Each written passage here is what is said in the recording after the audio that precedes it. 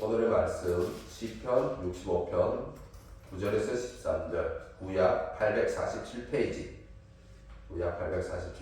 시편 65편 9에서 13절 다 함께 합독하겠습니다. 읽겠습니다. 땅을 돌보사 물을 대어 심히 인택하게 하시며 하나님의 강에 물이 가득하게 하시고 이같이 땅을 예비하시되 그들에게 곡식을 주시나이다. 주께서 바꾸락에 물을 넉넉히 대사 그 이랑을 평평하게 하시며 또 단비로 부드럽게 하시고 그 싹에 복을 주시나이다. 주의 언택으로 하늘을 간시우시니 주의 길에는 기름방울이 떨어지며 들의 초장에도 떨어지니 작은 산들이 기쁨으로 띠를 띄었나이다. 초장은 양떼로 옷 입었고 골짜기는 곡식으로 덮였음에 그들이 다 즐거이 외치고 또 노래하나이다. 아멘.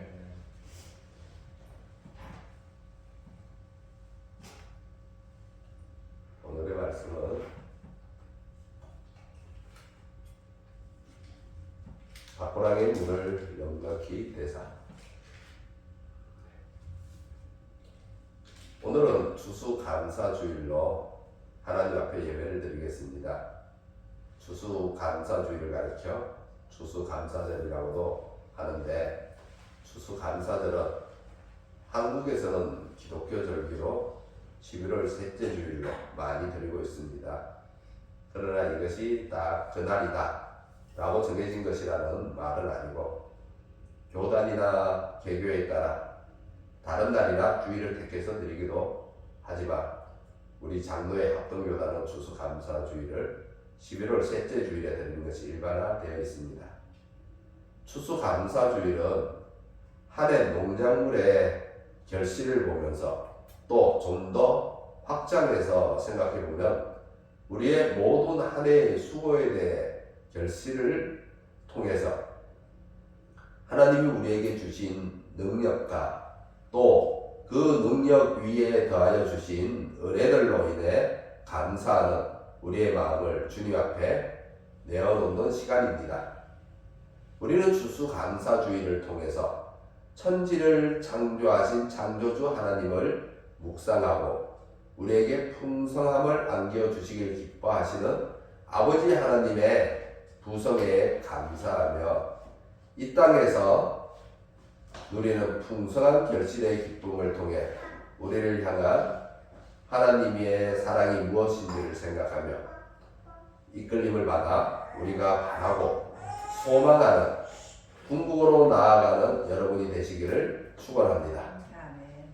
우리에게 베풀어지는 풍성한 결실에 하나님의 은혜는 믿는 성도들이나 믿지 않는 불신자들이나 차별이 없으신 하나님이신데 유대인과 같이 하나님의 사랑을 독점하려는 우리의 협소한 생각을 넘어서는 하나님의 간대하심이 우리 가운데 나타나고 있습니다.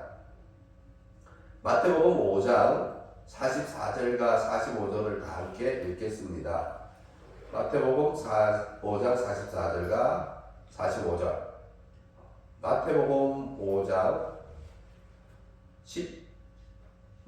신약 페이지로 7페이지입니다. 신약 페이지는 7페이지. 마태복음 5장 44절과 45절.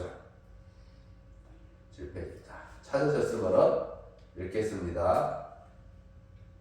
나는 너희에게 이르노니 너희 원수를 사랑하며 너희를 박해하는 자를 위하여 기도하라. 이같이 한즉 하늘에 계신 너희 아버지의 아들이 되리니 이는 하나님이 그 해를 악인과 선인에게 비추시며 비를 의로운 자와 불의한 자에게 내려주심이라.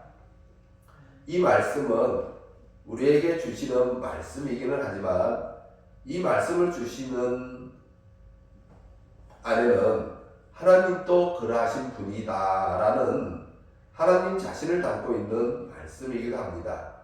하나님은 우리가 원수되었다고 하더라도 여전히 우리를 사랑하신다는 사실에는 변함이 없으시고 그 사랑을 거두어 드릴 생각도 없으시다는 하나님의 마음을 보여주고 있습니다. 이러한 하나님의 사랑을 무엇이 끊을 수가 있겠습니까? 바울은 이러한 하나님의 사랑에 대해 분명한 확신을 가지고 있었는데, 내가 확신하노니 사망이나 생명이나 천사들이나 권세자들이나 현재 일이나 장래 일이나 능력이나 높음이나 깊음이나 다른 어떤 피조물이라도 우리를 우리 주 그리스도 예수 안에 있는 하나님의 사랑에서 끊을 수 없으리라 라고 하고 있습니다. 하나님의 이러한 사랑, 이러한 은혜를 가리켜 신학적으로는 일반 은총이라고 하며, 이 일반 은총, 악인이든 선인이든 가리지 않는 모든 사람을 향하는 사랑을 따라 해를 악인과 선인에게 모두 비추시기를 주저하지 않으시고, 비를 의로운 자와 불의한 자에게 차별 없이 내려주시기를 아까워하지 않으십니다. 오늘 본문 9절을 다 함께 읽어보겠습니다. 시편 65편 9절, 구약 페이지로 847페이지입니다. 그러면 다 함께 읽겠습니다. 땅을 돌보사 물을 대어 심히 윤택하게 하시며 하나님의 강에 물이 가득하게 하시고 이같이 땅을 예비하신 후에 그들에게 곡식을 주시나이다. 이 말씀을 뒤에서부터 살펴보면 좀 더 분명히 하나님의 은총의 의미를 새길 수 있게 되는데, 따라서 이 말씀을 뒤에서부터 앞으로 나가면서 살펴보겠습니다. 뒷부분에 이렇게 되어 있습니다. 그들에게 곡식을 주시나이다. 이것이 목적입니다. 일단 하나님의 일하심을 살필 때 주의를 기울일 필요가 있는 초점은 생명이라는 것으로, 생명을 지니고 있다는 것에 우리의 시야를 향할 수밖에 없는데, 하나님의 이 일반 은총에서도 생명을 향한 하나님의 사랑이 나타나고 있으며, 그래서 이 일반 은총은 특별 은총의 모형이라고 할 수 있습니다. 특별 은총이라 하면 우리를 자기 백성으로 삼으시는 하나님의 구원의 은혜를 말합니다. 이 특별 은총이 가지고 있는 중요한 의미는 우리의 삶에서 생명이 나타나고 있느냐 하는 것으로, 산다고 다 사는 것이 아니며 생명으로 열매 맺는 살아있는 삶이어야 한다는 것으로 하나님 나라의 차원이 다른 삶을 사는 것입니다.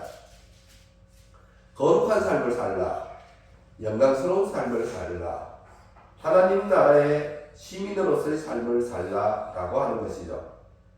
그런데 하나님이 베푸시는 일반 은총에도 이것이 그림자로 나타나고 있습니다. 곡식을 주신다는 것은 우리로 하여금 살아가도록 하는 하나님의 사랑에서 보이신 은혜로, 이러한 일반 은총을 통해 하나님의 영원하신 능력과 신성을 알게 하고, 이를 통해 구원이라는 특별 은총을 소망하게 하는 것이기 때문에 곡식을 주신다는 것 안에는 생명을 향한 하나님 은혜의 풍성함이 들어있습니다. 이 은혜의 풍성함, 우리에게 곡식을 주시기 위해서 그 앞을 보시면 하나님의 영원하신 능력과 신성을 드러내신다고 하는데, 이같이 땅을 예비하신다고 하고 있습니다. 우리에게 곡식을 주시기 위해 자신의 영원하신 능력과 신성으로 땅을 예비하시는 하나님이십니다.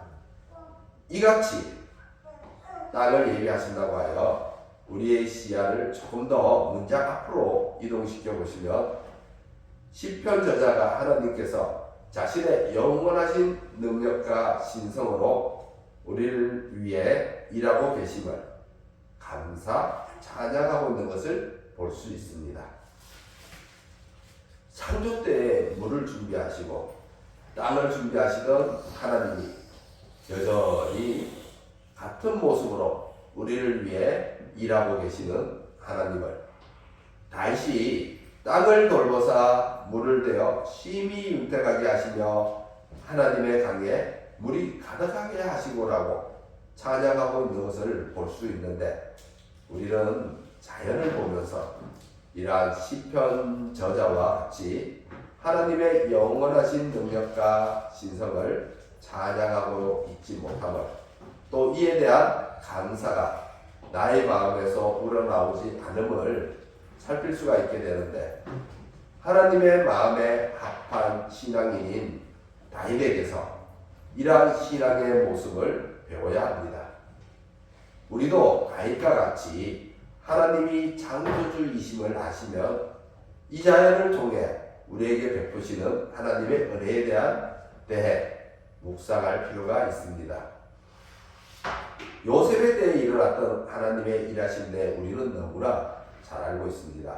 하나님이 풍년을 주실 수도 있고 흉년을 주실 수도 있는데, 풍년을 주실 때는 그분의 넉넉함에 감사할 줄 알아야 하고, 흉년의 때에는 하나님의 은혜가 임하지 않으면 얼마나 우리에게 재앙인지를, 그리고 우리가 얼마나 비참하게 될 수 있는지를 깨달아 우리가 하나님에게 겸손으로 돌아갈 수 있어야 합니다. 이에 대해 바울은 이렇게 우리의 양심을 격동시키는데, 이는 하나님을 알만한 것이 그들 속에 보임이라. 하나님께서 이를 그들에게 보이셨느니라. 창세로부터 그의 보이지 아니하는 것들, 그의 영원하신 능력과 신성이 그가 만드신 만물에 분명히 보여 알려졌나니, 그러므로 그들이 핑계하지 못할지니라. 하나님을 알되 하나님을 영화롭게도 아니하며 감사하지도 아니하고 오히려 그 생각이 험악하여지며 미련한 마음이 어두워졌나니 라고 하여, 이렇게 바울은 우리의 어두워진 마음을 일깨우고 있습니다. 우리는 하나님을 알지만 저 자연을 통해 풍성하게 베풀어 주시는 하나님의 은혜에 감사하는 신앙인은 몇이나 있을까요? 우리의 마음이 아직도 어두운 데서 다 깨어나지 못했기 때문일 겁니다. 땅을 돌보기 위해 하나님께서 물을 직접 내시는데, 그것으로 땅을 윤택하게 하시며 강에 물을 가득 채워 놓으시는, 준비하시는 은혜가 오늘의 말씀에서 나타나고 있습니다. 우리를 향한 쉬지 않고 일하시는 하나님의 은혜에 감사, 찬양합시다. 시편 저자는 물을 내시는 하나님을 가리켜 비를 준비하시고 계시는 하나님의 일하심을 드러내시는데, 우리를 위해 땅을 예비하시기 위해 하나님이 비를 준비하십니다. 그가 구름으로 하늘을 덮으시며 땅을 위하여 비를 준비하시며 산에 풀이 자라나게 하시며 라고 하여 시편 저자는 하나님의 일하심과 준비하심과 하늘에서 내려주시는 은총을 찬양하고 있습니다. 우리 10절을 다 함께 읽어보겠습니다. 시편 65편 10절. 자, 다 함께 읽겠습니다. 주께서 밭고랑에 물을 넉넉히 대사 그 일항을 평평하게 하시며 또 단비를 부드럽게 하시고 그 싹에 복을 주시나이다. 비를 준비하시고 내리시는 하나님의 은총을 찬양하고 있습니다. 물을 넉넉히 대사. 물을 넉넉히 대사는 하나님의 일하심으로 인해서 농가, 밭은 충분히 물을 마시고 새 생명을 틔우는데, 에덴 동산 중앙에 있는 생명나무처럼 생명과 삶을 제공합니다. 하나님은 에덴 동산 중앙에 있는 영생을 제공하는 생명나무는 그룹들과 두루도는 불칼로 막으셨지만, 농가 밭에서 나는 우리의 육신을 위한 생명의 곡식들에는 이른 비와 늦은 비를 주시면서 마음껏 축복하시는데, 하나님의 은혜가 그 안에 한껏 부어져 일항이 평평해지고 땅이 부드럽게 됩니다.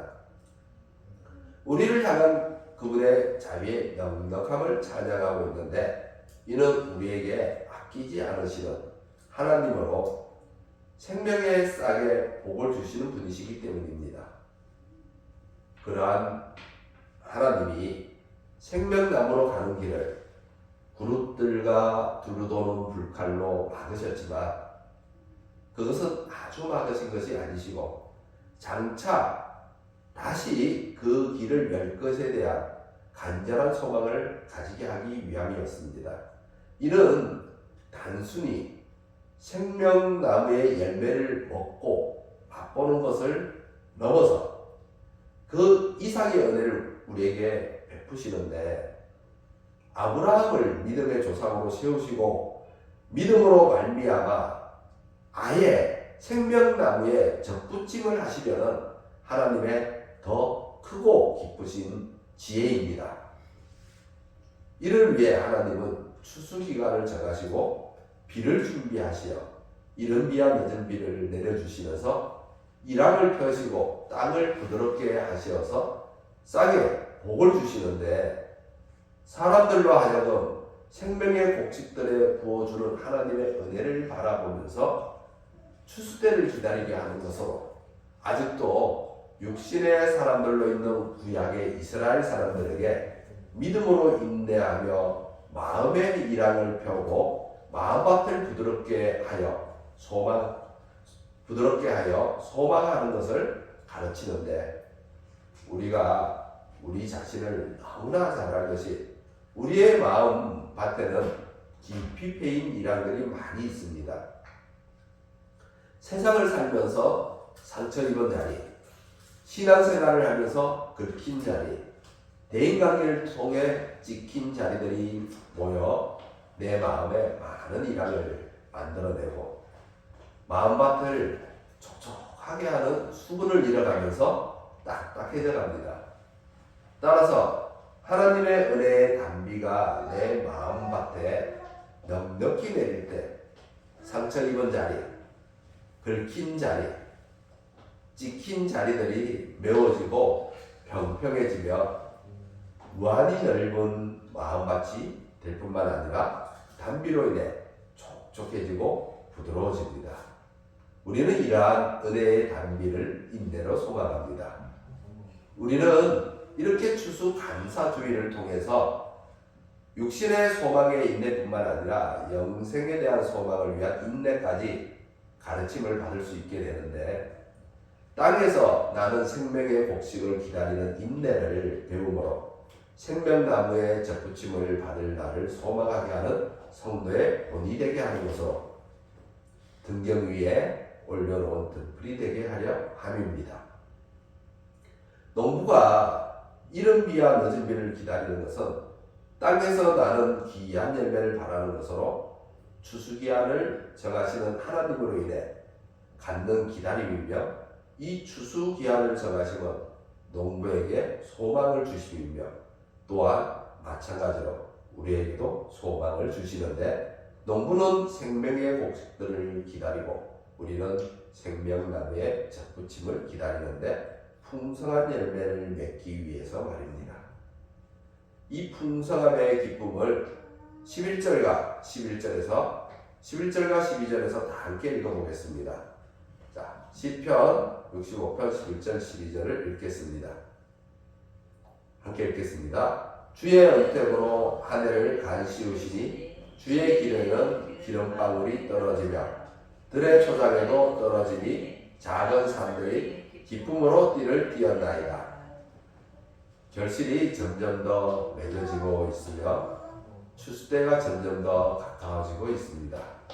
주의 은택으로 하늘을 간시우시니라고 하여 한 해의 결실이 하나님의 은혜 가운데 이루어지고 있음을 시편 저자는 찬양하는데, 우리도 이때다 저때다라고 말할 수는 없지만 가라지와 곡식을 가를 때가 점점 더 가까워지고 있는 것은 분명합니다. 우리가 종말의 때에 곡식으로 하늘나라에 들려지는 것은 오직 하나님의 은혜의 풍성함에 있습니다. 그리고 이 은혜는 더욱 확장됩니다. 하나님이 내리시는 복은 밭에 넉넉했을 뿐만 아니라 넘침으로 인해 산과 들로 확장되어 갑니다. 주의 길에는 기름방울이 떨어지며 들의 초장에도 떨어지니 작은 산들이 기쁨으로 띠를 띄었다고 하여 하나님의 은혜가 밭의 경계를 넘어가고 있음을 시편 저자는 나타내고 있는데, 이는 복음이 유대를 넘어 이방인으로 향했기 때문에 하나님의 은혜가 온 세상에 임하여 기름방울의 윤택함과 부요함과 충만함이 모든 민족에게 나타나고 있습니다. 하나님의 은혜는 악인과 선인, 의로운 자와 불의한 자에게만 차별이 없는 것이 아니라 밭과 들과 산에도 차별이 없기 때문입니다. 이에 대해 시편 저자는 온 세상이 풍년가를 부른다고 하는데 13절을 다 함께 읽어보겠습니다. 13절 다 함께 읽어보겠습니다. 초장은 양떼로 옷 입었고 골짜기는 곡식으로 덮였으며 그들이 다 즐거이 외치고 또 노래하나이다. 하나님께서 모든 소출과 손으로 행한 모든 일에 복 주심으로 농부는 온전히 즐거워하고 하나님을 찬양합니다. 초장은 양떼로 덮여 있고 골짜기는 곡식으로 덮여 있습니다. 풍성한 결실을 수확하는 계절로 하나님께 감사와 찬양을 올려드리는 때입니다. 시편 저자는 이에 대해 즐거이 외치고 노래하고 있다고 알리고 있습니다. 사랑하는 성도 여러분, 추수 감사주일을 맞아 땅에서 나는 생명의 복시 주시기를 풍성히 하시는 하나님께 감사할 수 있기를 바라며, 이를 통해 우리로 하여금 생명나무의 접붙임을 받아 생명 열매를 맺는 은혜의 궁극을 소망할 수 있기를 기원하며, 또 하나님이 은혜의 단비를 내리셔 상처 입은 자리, 긁힌 자리, 찍힌 자리들을 메우셔서 내 마음 밭에 일항을 평평하게 하시며 내 마음 밭을 부드럽게 하시어 그 마음 밭에 있는 생명의 싹에 복을 주시는 하나님을 인내로 바라는 농부가 되시기를 주님의 이름으로 소망합니다. 아멘. 기도하겠습니다.